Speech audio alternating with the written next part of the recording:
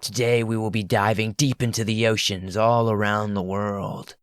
A creepy fun fact is that 95% of our oceans are unexplored, so anything could be lurking under the depths. So, let's dive into these 10 allegedly true horror stories from the sea. I'm in the United States Coast Guard, and used to be stationed in Oregon, where I'm actually from. Being on the Pacific, there's trials and tribulations that your average human being would break down at the thought of. We once rescued the broken body of a 3-year-old little girl whose mother threw her off the bridge because of her schizophrenia. I've pulled out more waterlogged corpses out of the ocean than I care to admit, but someone has to do it.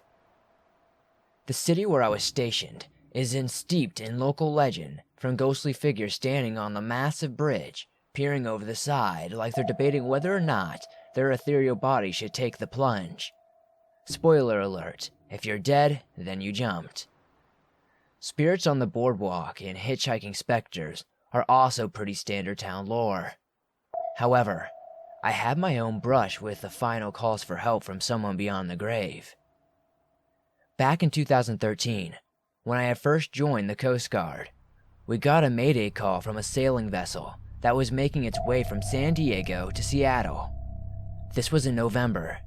The coast was a breeding ground of bad weather and awful life choices, especially for sailboats, which were notorious along the west coast. So, like any good guardsman, we loaded up our motor lifeboats and headed towards the man with the now capsized vessel, a mere 10 nautical miles away from our bay. However, when we got there was nothing but debris, a couple of coolers, a life ring, and some rigging that was only left to the side of the boat. Because of the incoming hurricane force, we had to turn around and head for home, vowing that we'd send helicopters and boats out as soon as the storm passed. However, we knew that its chances of survival were zipped to nil, since the waters were no more than about 48 degrees Fahrenheit. With heavy hearts, we turned around and headed back for the land.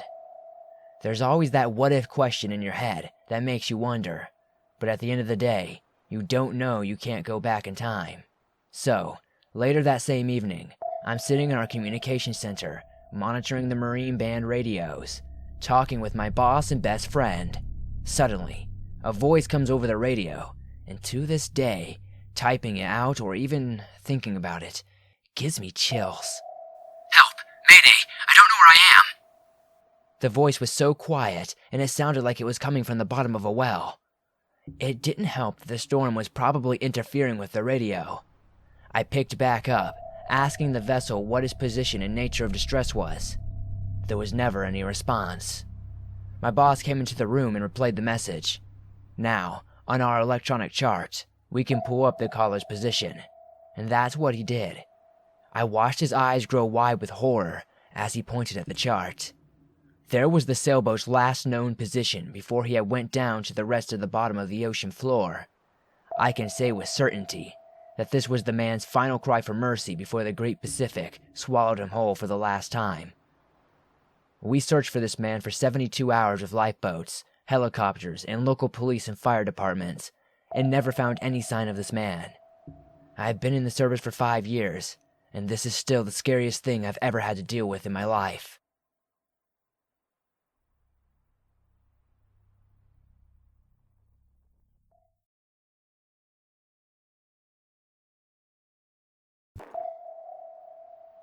I've been sailing all my life. I have somewhere around 6,000 sea miles, as well as years and years of inland dinghy racing experience.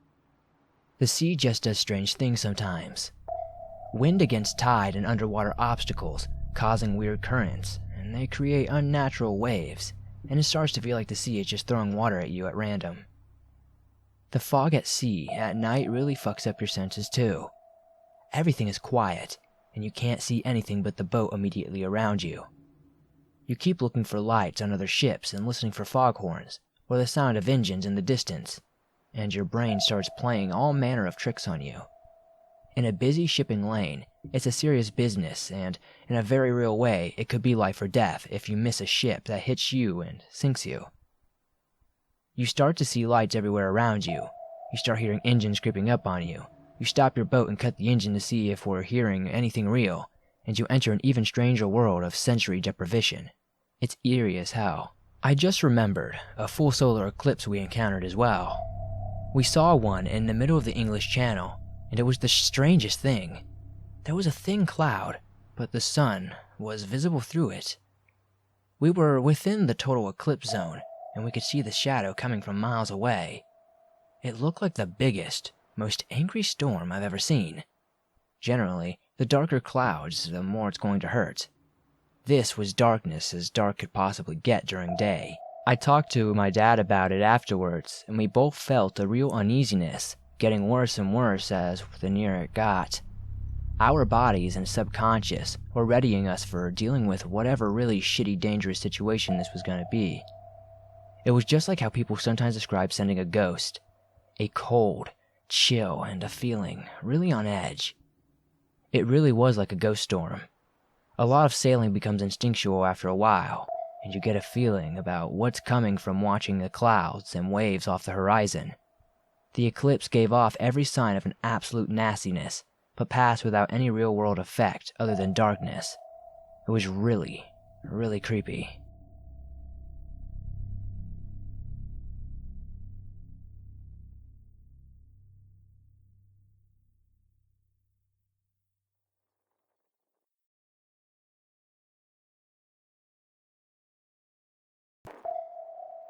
I was on a deployment on an LHA, standing port after watching the late night.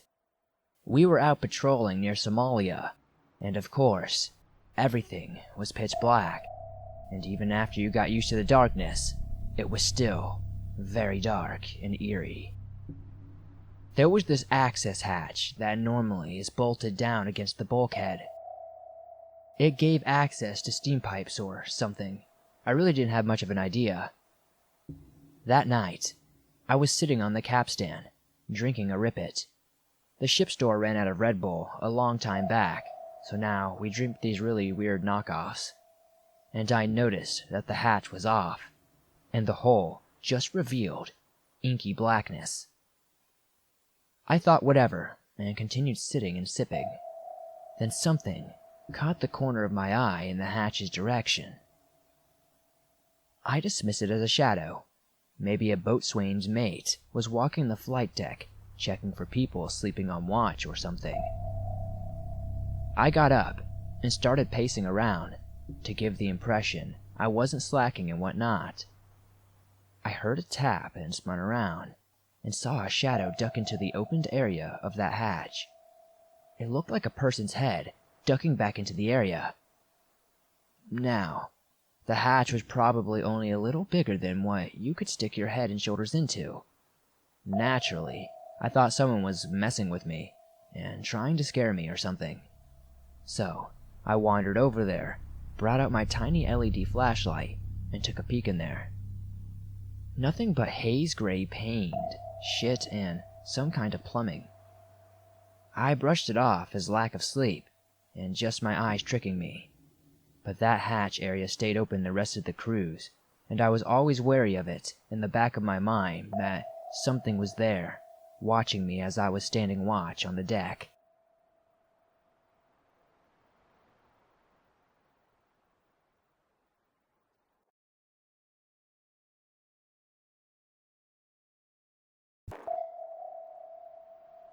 I worked for a non-profit that relied on big donations from very wealthy donors. This meant cultivating relationships with some very, very wealthy people.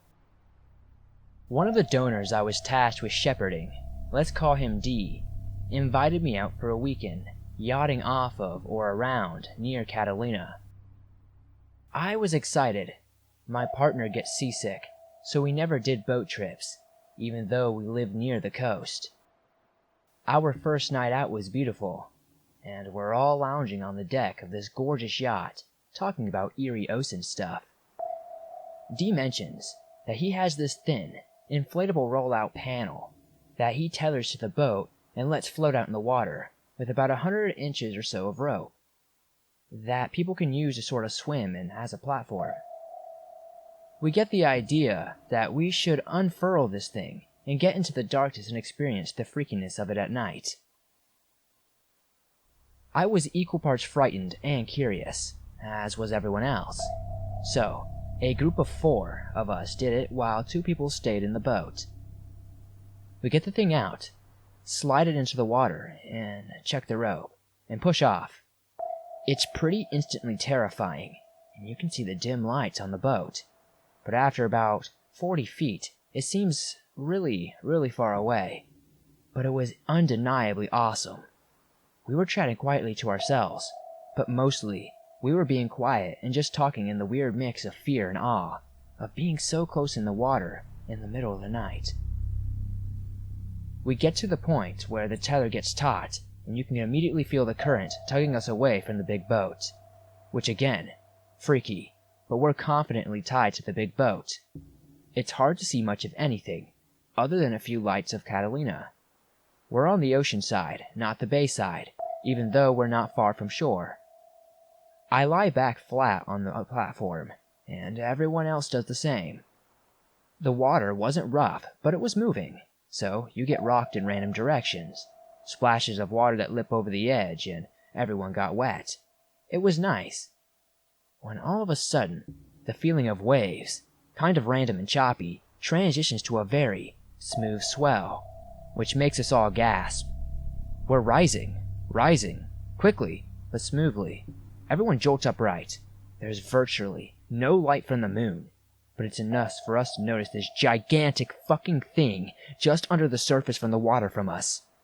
As soon as we notice it's already passing, and it's such that it's fucking massive, we realize it's a massive whale moving right below us, maybe a foot or 2 down, and we're feeling the water displacement from it. No one makes a freaking peep. I immediately grab the tether and start pulling us in, and others start to help. No one makes a sound until we get back on the big boat, which no one leaves for the rest of the trip. It's all we talk about for the next 24 hours.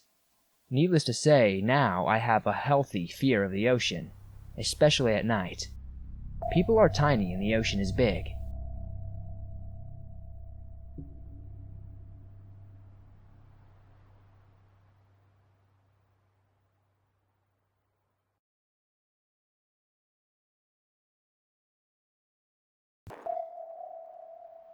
In June of 1947, multiple ships traversing the trade routes of Malacca, which is located between Sumatra and Malaysia, claimed to have picked up a series of SOS distress signals. The unknown ship's message was as simple as it was disturbing. All officers, including captain, are dead, lying in chart room and bridge, possibly whole crew dead. This communication was followed by a burst of indecipherable Morse code, then a final, grim message, "I die." This cryptic proclamation was followed by a tomb-like silence.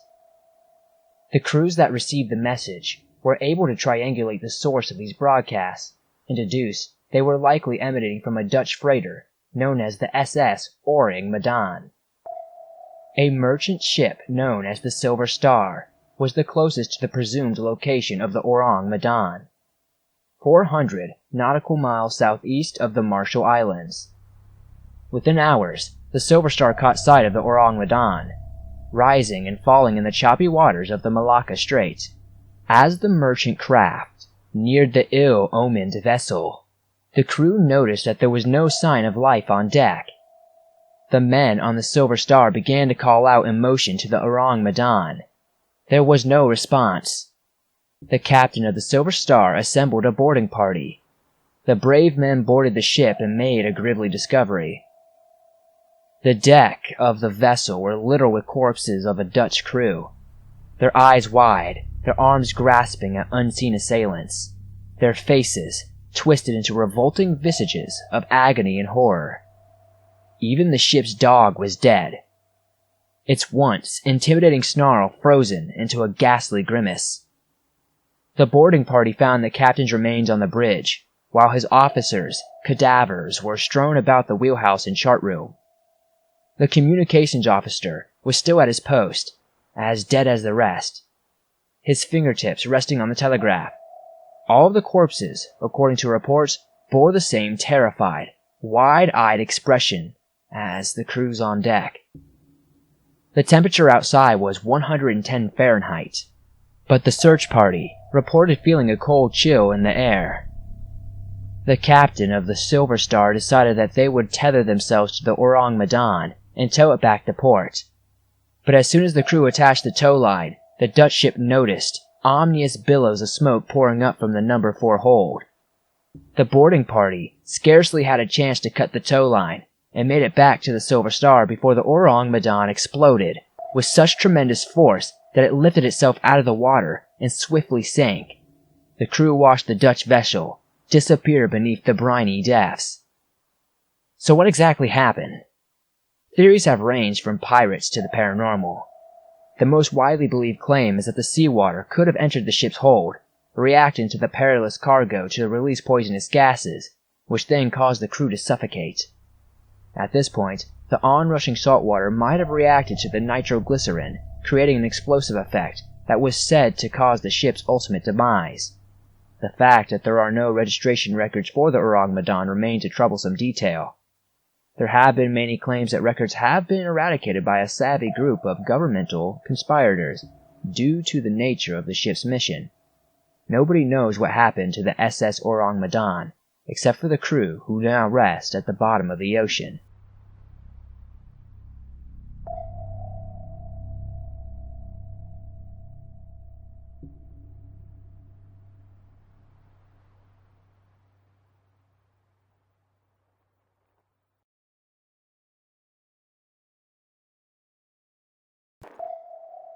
The context is important to this story. We were on a 41-foot sailboat in the middle of the Chesapeake Bay, with about 7 other men doing a shakedown and test cruise. We planned to be out for about 12 hours. It was the mid-1980s and not as reliable weather prediction resources were out there. We get caught in a tropical storm, winds gusting into the 50-mile-per-hour range. Just the sort of a hurricane. We had just barely rigged storm hawsers and storm sails because one fellow on board, who was the best sailor, sensed that the storm was almost on us. Otherwise, we would have died. During the storm itself, I expected to die at any time. In fact, we made a call out on the radio. For what seemed like 15 minutes, we were in a maelstrom. No visibility, but when it passed, we would live. This was about 3 p.m., and although there were clouds over us, the ambient light was such that you could see 2 miles or so in any direction. If you are familiar with the sea, you know that such storms, particularly in the shallower depths near land masses, dredge a lot of things off the seafloor. The sighting. We were all on deck, working lines, checking damage, etc., and the bay around us is choppy and churning and foaming. Old-timey sailors often use the saying, "The sea is confused." I look about 15 feet off the starboard side, and something swims to the surface, breaks the surface, looks at us, then submerges again. It was like a thin man with a humanoid shape. Arms articulated like a man, a human head, but its skin was covered in scales like a snake. It looked at us, blinked its weird, heavy-lidded eyes, then dove back under. So, maybe you need to know a few things about me at the moment. I don't do drugs, I don't drink alcohol, and I have no injuries. I was elated because I was glad to be alive, but my senses in that situation were sharpened, not dulled. I had, at the time, about 6 years' experience on ships and fishing boats, and had seen squid, octopi, flying fish, sharks, skates, etc., all around the world. I was not the type of guy to see a patch of seaweed and call it a sea monster. I made a hesitant decision that I was not going to say anything. What could I say? I just saw a strange creature, take my word for it. The men on this boat were all mechanics and engineers and professionals. Why get a reputation as the flake? At the time, it was important for each of us to get the D skipper for OOD qualifications, and saying something like that would be frowned upon. And as I stood there, in my life vest soaking wet, hooked onto the steel life frame, glad to be alive, one of the other sailors and USN captain, with over 30 years of experience in the surface Navy, piped up and said, "I just saw a brown thing pop up on the surface. It looked like a lizard man with a scaly face. It blinked at us with these big eyes and then went back under." "Yeah, I saw it too," I said. No one else said that they'd seen it. Then we sailed back to the pier later that day, and we didn't speak of it again.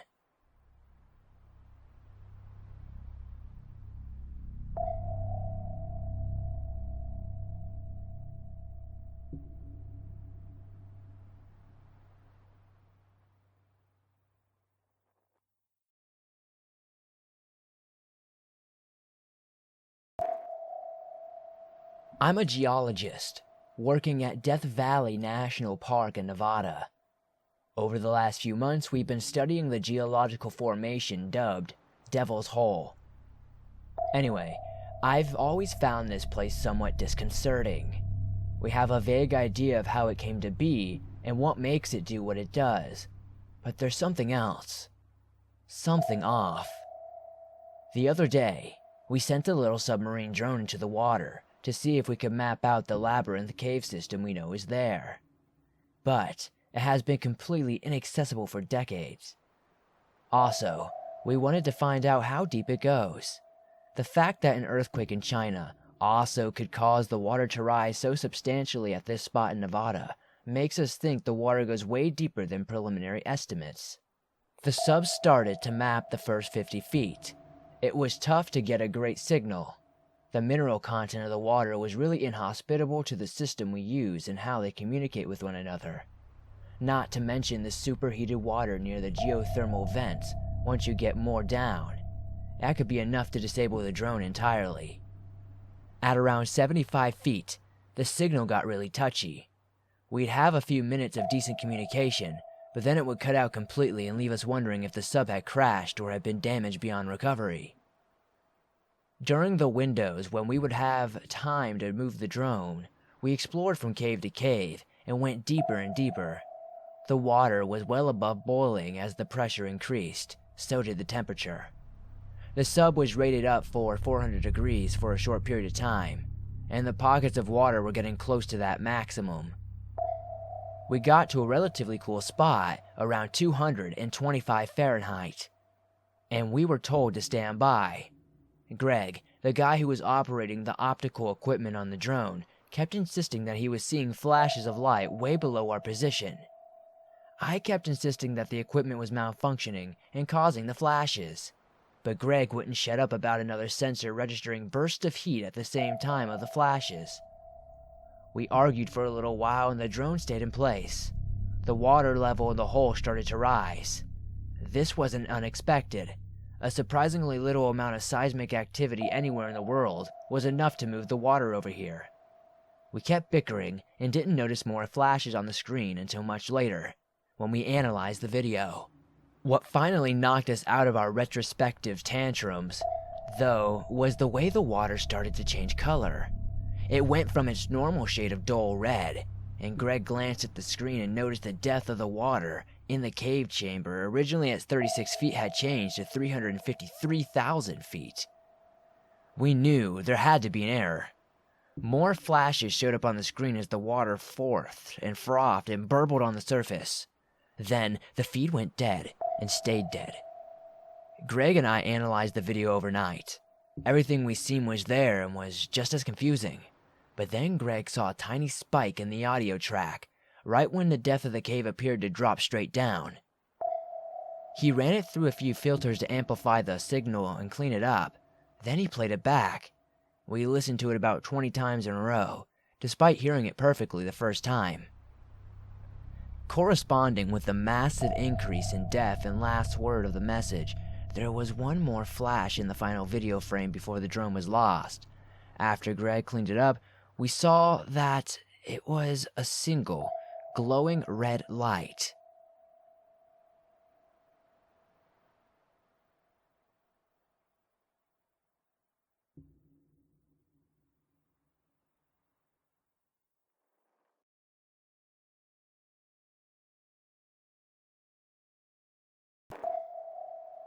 When I was 18, so in about 2006, my friend and I decided to take a cruise to celebrate becoming adults. The type of cruise we choose to take had a lot of alcohol, food, and a lot of cute guys. One night, I couldn't sleep. My friend passed out cold and I, for the life of me, just couldn't drift off to sleep. I decided to go out to the deck and have a cigarette, and take a walk to hopefully tire myself out. I found my headphones, cigarettes, and a lighter, and left the room quickly. The halls were deserted, which didn't surprise me as it was 3 a.m. So I put my headphones in and blasted my favorite band at the time, Mariana's Trench, and walked out of the hall to the upper deck. I felt an eerie feeling, and looked back feeling like someone was watching me. The hair on my neck stood up. I turned around quickly, but no one was behind me. I kinda laughed at myself and said, "Okay, Mandy, get it together." I walked up to the deck that was also deserted, and so I found a spot on a bench closer in front of the ship and sat down. I lit a cigarette and stared out at the ocean. As I smoked my cancer stick, for a few minutes focusing on the reflection of the moon on the water, I suddenly felt someone sit beside me. I look over instinctively, and a guy about 40 or so was sitting beside me. I didn't want to talk to a stranger, so I looked back at the water. The guy beside me suddenly yanked out my earbud. I looked at him annoyed and said, "What the hell?" "You're pretty," he told me. Thank you," I replied awkwardly. "Are you here alone?" he asked. He moved closer as he did this. "No," I told him, feeling anxious. "With your boyfriend?" he asked. I looked at him and my gut told me to lie, and I said, "Yeah, he's sleeping." He gave me a creepy side grin. "Pretty girl like you. If you were my girlfriend, I'd be making these waves rock," he joked with a laugh. I looked at him horrified. "My name's Mohammed," he told me, inching closer again. I didn't respond. Instead, I put my earbuds back in, hoping that he would get the hint. Then I continued to smoke my cigarette. A few seconds later, he yanked out my earbud again, and his both scared and pissed me off. A few seconds later, he yanked my earbud out again, and this both scared and pissed me off. I stood up quickly. "Do you like wine?" he asked. "I have wine in my room. You should join me for a glass." At this point, I was freaked out completely. "No, I don't drink wine and I don't know you. Please leave me alone," I told him sternly. "So angry," he said with a chuckle. "You need someone to clear that up for you." I started to walk away and head back to my room, and I got about 3 steps away when he grabbed my left wrist and stopped me. Before I could say anything, he grabbed me and held me in a huge hug, and I shit you not, I felt the bulge in his pants against my leg. "You smell so good," he said.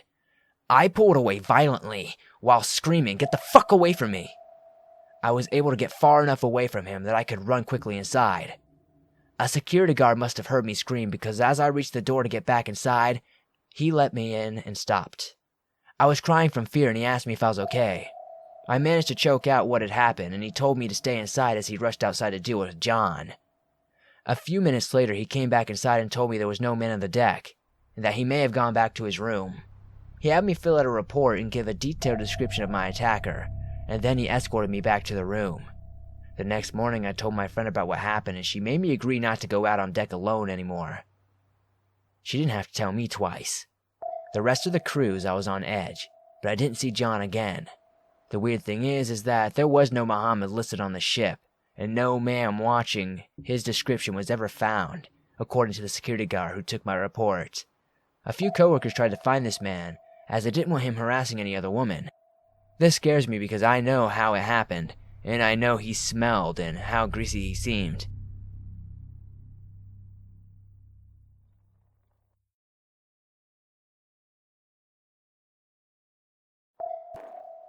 So when I was 14, I went on a cruise with my family. I'm a fairly attractive girl, the type who went through puberty early, so at this point I had pretty big breasts. The wing that my mom and I stayed in had some housekeeper for the whole time. I guess he was assigned to that wing or something.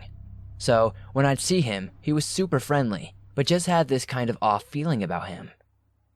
One day, I went down to our room by myself to change, and just maybe relax a little. I saw him in the hallway. Nobody else was there at the time, and I waved and said hi, as did he. We started chatting a bit as I walked to my room, and it all seemed just polite and normal until he started chatting and commenting about my clothing and how it made me look.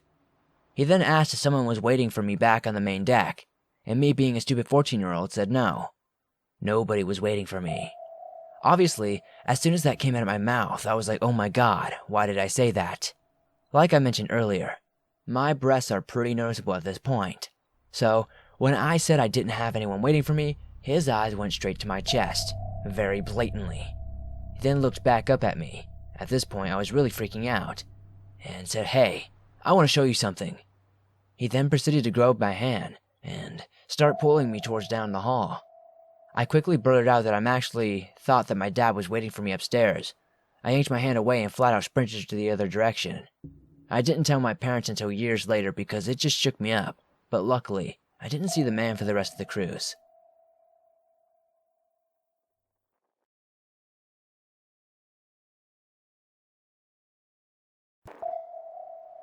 So last summer, my family and I went on a 7-day cruise to Alaska.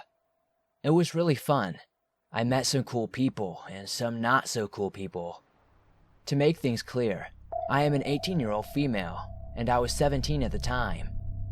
A couple days into the trip, my younger sister and I decided to walk around the ship, get familiar with it, and just hang out. We came across a long room with dividers, set up making small cubicles, with pictures hung up inside them. They were family photos taken the day before, and we decided to look for ours. We found them and were talking about them when an Indian man in his late 40s walks up to us saying how beautifully we look in the pictures. We were polite and flattered and said thank you and expected him to walk away. He didn't. He continued to compliment us, and we just said thanks. He finally left and we thought nothing of it really. But then he came back, with pictures of him and his wife. He began to show us the pictures, commenting on how great they looked together, and asking us, don't we look good? And we agreed, but we were starting to get annoyed. He then asked, is this your first cruise? We replied yes, and he quickly asked, what deck are you staying on? We stupidly minus he said we were on deck 15. Then we quickly added, but we don't really know because we are still getting used to the ship. It's all very confusing, you know? Adding a bit of a mild laugh and forcing a smile. What really annoyed me was the way he was looking at us. Every time we looked away, he glanced down at one of our chests, depending on how he looked. Depending on who looked away. I did not like the way he looked at my sister, since she was only 13 at the time. He then asked, what is your stateroom number?